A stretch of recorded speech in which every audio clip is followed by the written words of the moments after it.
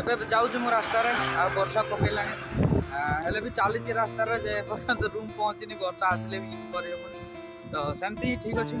ତ high hello ନମସ୍ତେ, କେମିତି ଅଛି ସମସ୍ତେ? ଆଇ ହୋପ୍ ସମସ୍ତେ ଭଲରେ ଥିବ ଆଉ ମୁଁ ବି ଭଲରେ ଅଛି। ଆଉ welcome back to my channel.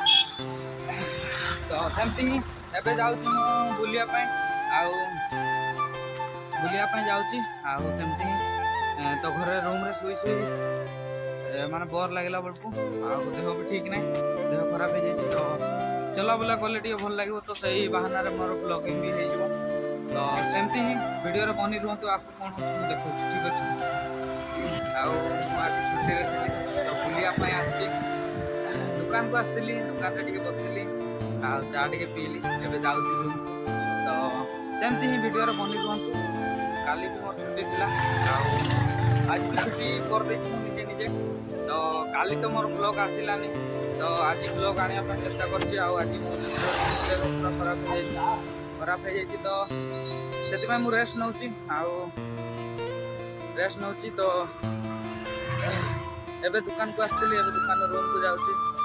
ଆଉ ଦେହ ଜମା ବହୁତ ଠିକ୍ ନଥିଲା ତ ଚା ପିଇବା ପାଇଁ ଟିକେ ପଳେଇ ଆସିଲି। ତ ଏମିତି କିଛି ଅଛି ରାସ୍ତାରେ, ମୁଁ ଯାଉଛି। ଏବେ ଚାଲିଛି ରାସ୍ତାରେ ଆଉ ବର୍ଷା ବି ଟିକେ ପକେଇଲାଣି।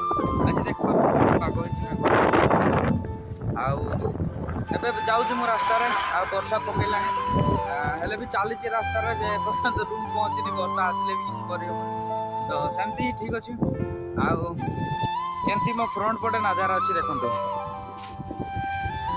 ଏତିକି ବଡ଼ ରାସ୍ତାଟା ଅଛି ଆଉ ପୁରା ଫଙ୍କାରେ ଆଜି ଶନିବାରଟା ଅଛି ତ ସେଥିପାଇଁ।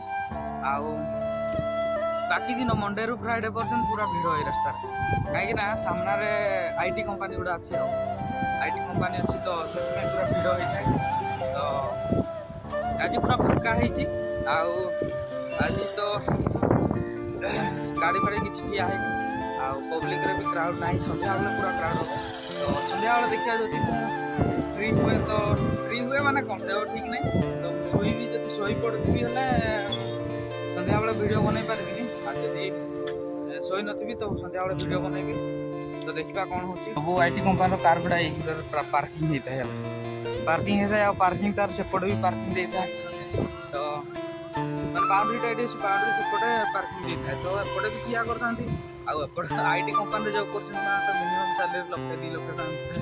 ତ ପର୍ସନାଲ୍ ଗାଡ଼ି ନେଇକି ଆସିଥାନ୍ତି ଆଉ ବହୁତ ସଂଖ୍ୟାରେ ଜବ୍ କରନ୍ତି ନା ଏଗୁଡ଼ା। ଆଉ ଏପଟେ ତ ତାମିଲନାଡୁ ଏରିଆରେ ସମସ୍ତେ ଜବ୍।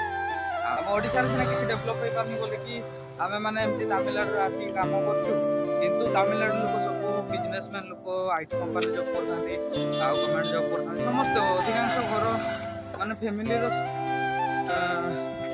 ନିହାତି ଜଣେ ନା 2 ଜଣ ଜବ୍ କରୁଥାନ୍ତି ହିଁ। ଆଉ ଆମର ସିନା କାମ ନ କଲେ ଖାଇପାରେ, ମାନେ ସେମିତି ହିଁ ଆଉ ଯାହା ବୁଝିପାରୁଥିବ।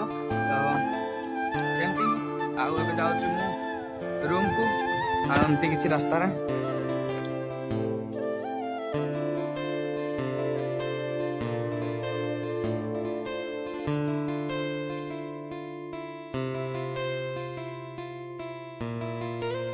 ଆଜି ମୁଁ ଭାବୁଥିଲି କି ଭିଡ଼ିଓ ଅପଲୋଡ଼ କରିବିନି ବୋଲିକି, କାହିଁକିନା ମୁଁ କାଲି ପୁରା ଶୋଇପଡ଼ିଥିଲି ଆଉ ମୋର ଭିଡ଼ିଓ ସୁଟ୍ କିଛି ହେଇନଥିଲା।